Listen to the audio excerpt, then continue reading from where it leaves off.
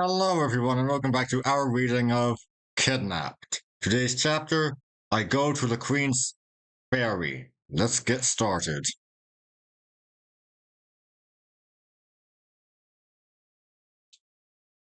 Much rain fell in the night, and the next morning there blew a bitter, wintry wind out of the northwest, driving scattered clouds.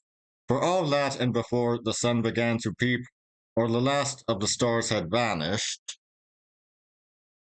I made my way to the side of the burn and had a plunge in a deep rolling pool.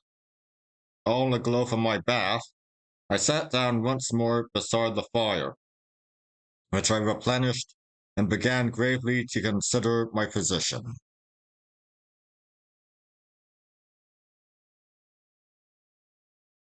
There was now no doubt about my uncle's enmity. There was no doubt I carried my life in my hand, and he would leave no stone unturned that he might compass my destruction. But I was young and spirited, and like most lads that have been country bred, I had a great opinion of my shrewdness. I had come to his door no better than a beggar, and little more than a child. He had met me with treachery and violence. It would be a fine consummation to take the upper hand and drive him like a herd of sheep.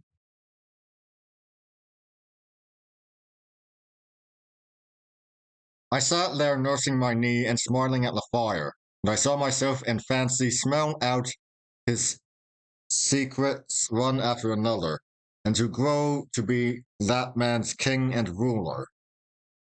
The warlock of Essendine, they say, had made a mirror in which men could read the future. It must have been of other stuff than burning coal. For in all the shapes and pictures that I sat and gazed at, there was never a ship, never a seaman with hairy cap, never a big bludgeon for my head, or the least sign of all those tribulations that were ripe to fall on me.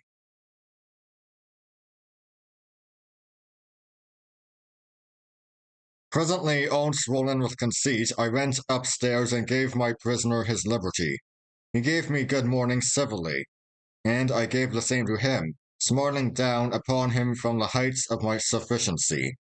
Soon we were set to breakfast, as it might have been the day before.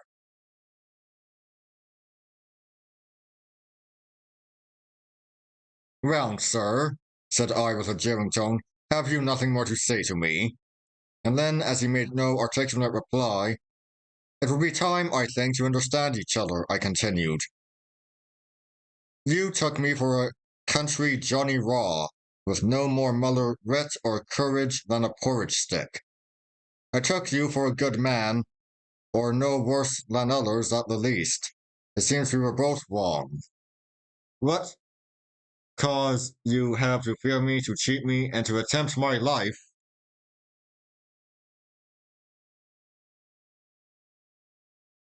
He murmured something about a jest, and that he liked a bit of fun, and then seeing me smile, changed his tone, and assured me he would make all clear as soon as we had breakfasted. I saw by his face that he had no lie ready for me, though he was hard at work preparing one, and I think I was about to tell him so when we were interrupted by a knocking at the door.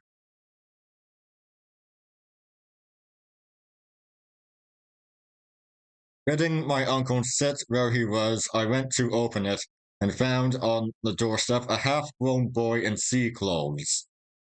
He had no sooner seen me than he began to dance some steps of the sea hornpipe, which I had never before heard of, or less seen, snapping his fingers in the air and footing it right cleverly. For all that, he was blue with the cold, and there was something in his face, a look between tears and laughter, that was hardly pathetic, and consisted ill with his gaiety of manner.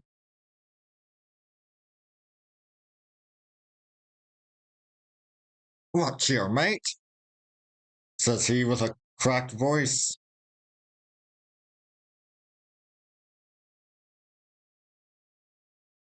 I asked him soberly to name his pleasure.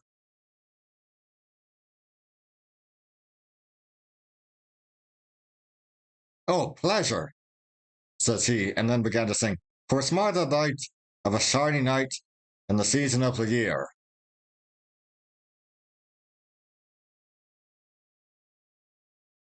Well, said I, if you have no business at all, I will even be so unmannerly as to shut you out.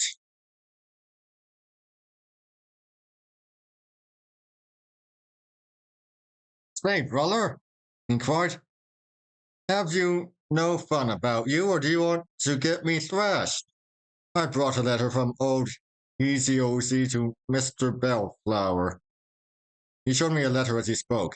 And I say, mate, he added, I'm mortal hungry.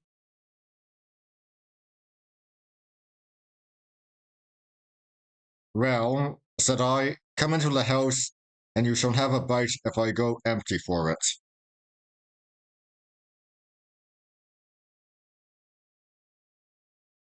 With that, I brought him in and set him down to my own place, where he fell to greedily on the remains of breakfast, winking to me between whiles and making many faces which I think the poor soul considered manly. Meanwhile, my uncle had read the letter and sat thinking. Then suddenly he got to his feet with a great air of liveliness and pulled me apart into the farthest corner of the room.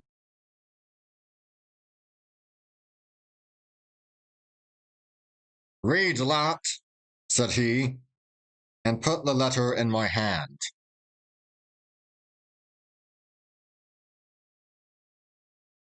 Here it is, lying before me as I write. The hawse in at the Queen's Ferry, sir. I lie here with my hawser up and down and send my cabin boy to inform. If you have any further commands for overseas, today will be the last occasion, as the wind won't serve as well out of the firth.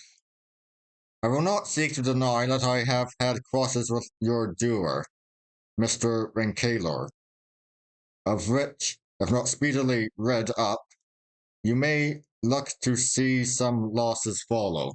I have drawn a bill upon you as per margin, and am, sir, your most obet humble servant, Elijah Hoseason.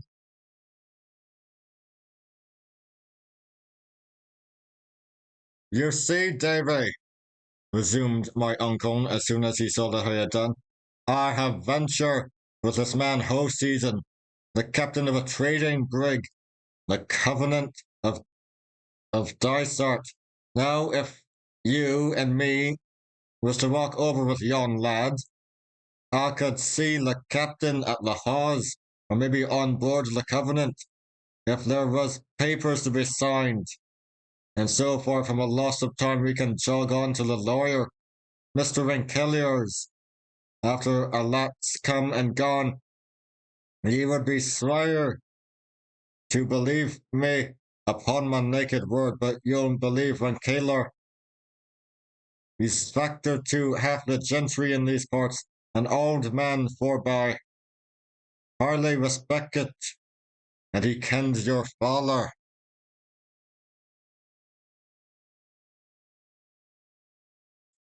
I stood a while and thought. I was going to some place of shipping which was doubtless populous, and where my uncle durst attempt no violence, and indeed even the society of the cabin boy so far protected me. Once there, I believed I could force on the visit to the lawyer, even if my uncle were now insincere in proposing it, and perhaps in the bottom of my heart I wished a nearer view of the sea and ships. You are to remember that I lived all my life in the inland hills, and just 2 days before had my first sight of the Firth lying like a blue floor, and the sailed ships moving on the face of it, no bigger than toys. One thing with another, I made up my mind.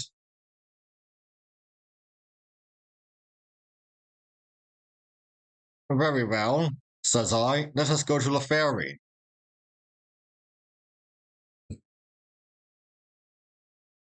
My uncle got into his hat and coat and buckled an old rusty cutlass on, and then we trod the fire out, locked the door, and set forth upon our walk.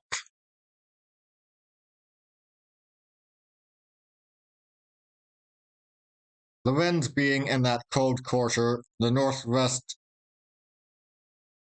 blew nearly in our faces as we went. It was the month of June. The grass was all white with daisies, and the trees with blossom.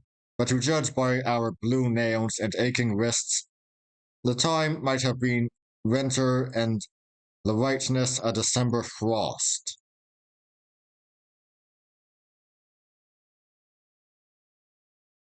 Uncle Ebenezer trudged in the ditch, jogging from side to side like an old ploughman coming home from work.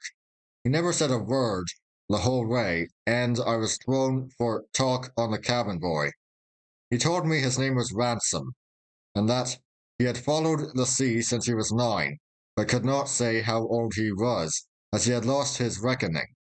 He showed me tattoo marks bearing his breast in the teeth of the wind, and in spite of my remonstrances, for I thought it was enough to kill him. He swore horribly whenever he remembered, but more like a silly schoolboy than a man, and boasted of many wild and bad things that he had done. Stealthy thefts, false accusations, aye, and even murder. But all with such a dearth of likelihood in the details and such a weak and crazy swagger in the delivery as disposed me rather to pity than to believe him.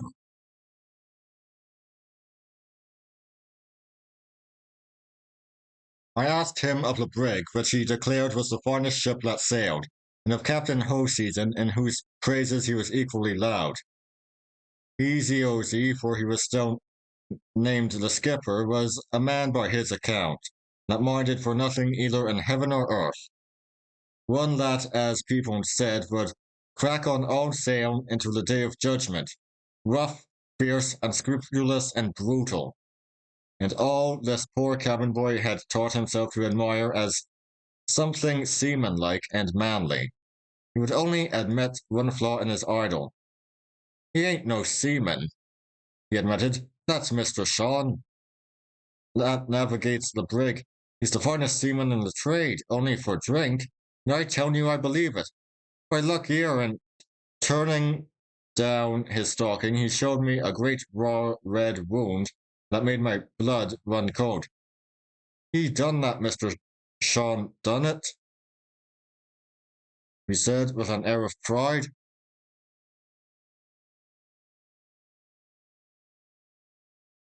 What? I cried. Do you take such savage usage at his hands? Why, you are no slave to be so handled.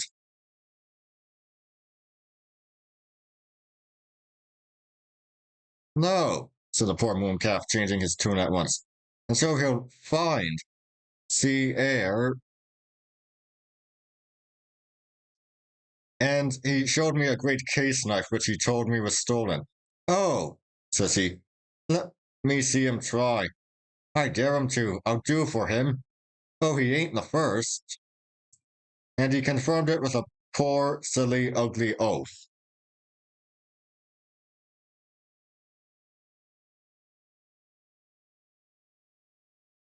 I have never felt such pity for anyone in this wide world as I felt for that half-witted creature, and it began to come over me that the brig Covenant, for all her pious name, was little better than a hell upon the seas.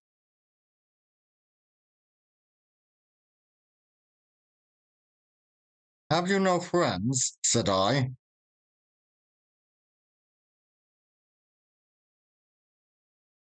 He said he had a father in some English seaport, I forget which. He was a fine man too, he said, but he's dead.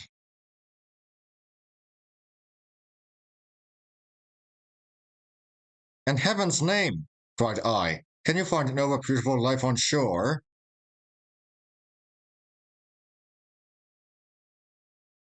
Oh no, says he, winking and looking very sly. It would put me to a trade. I know a trick worth 2 of that, I do.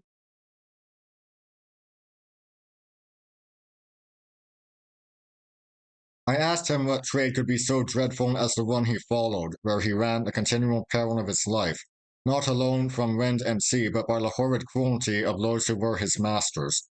He said it was very true and then began to praise his life, and tell what a pleasure it was to get on shore with money in his pocket and spend it like a man and buy apples and swagger and surprise what he called stick in the mud boys. And then it's not all as bad as that, says he. There's worse off than me. There's the 20-pounders. Oh, laws, you should see them taking on. Why, I've seen a man as old as you, I'd just say. To him I seemed old. Ah, and he had a beard, too. Well, and as soon as we cleared out of the river, and he had the drug out of his head, my, how he cried and carried on. I made a fine fool of him, I tell you. And then there's little uns, too. Oh, little by me, I tell you. I keep them in order when we carry little uns. I have a rope's end of my own to wallop them. And so he ran on until it came in on me what he meant by 20-pounders were those unhappy criminals who were sent overseas to slavery in North America, while the still more unhappy innocents who were kidnapped or trepanned, as the word went, for private interest or vengeance.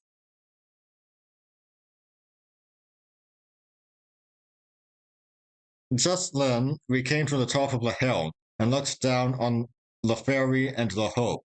The Firth of Forth, as is very well known, narrows at this point to the width of a good-sized river, which makes a convenient ferry going north and turns the upper reach into a landlocked haven for all manner of ships. Right in the midst of the narrows lies an islet with some ruins. On the south shore they have built a pier for the service of the ferry. And at the end of the pier, on the other side of the road, and backed against a pretty garden of holly trees and hawthorns, I could see the building which they called the Hawes Inn.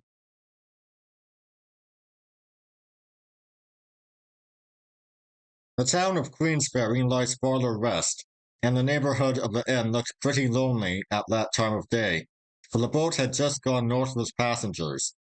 A skiff, however, lay beside the pier, with some seamen sleeping on the thwarts. This, as Ransom told me, was the brig's boat waiting for the captain, and about half a mile off, and all alone in the anchorage, he showed me the Covenant herself. There was a sea-going bustle on board, yards were swinging into place, and as the wind blew from that quarter, I could hear the song of the sailors as they pulled upon the ropes. After all I had listened to upon the way, I looked at that ship with an extreme abhorrence, and from the bottom of my heart I pitied all poor souls that were condemned to sail in her.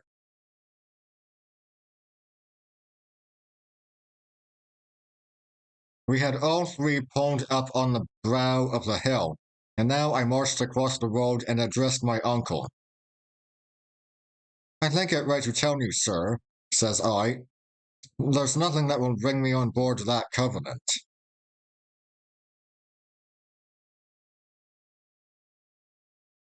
He seemed to waken from a dream. Eh? He said, what's that?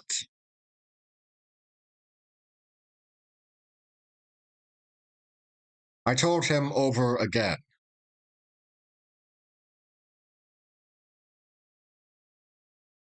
Well, well, he said, we'll have to please you, I suppose. But what are we standing here for? It's perishing cold, and if I'm no mistaken, they're busking the covenant for sea. And that would be all for today. And don't we know David's going to end up on that ship whether he likes it or not? Anyway, I'll see you all next time. See ya!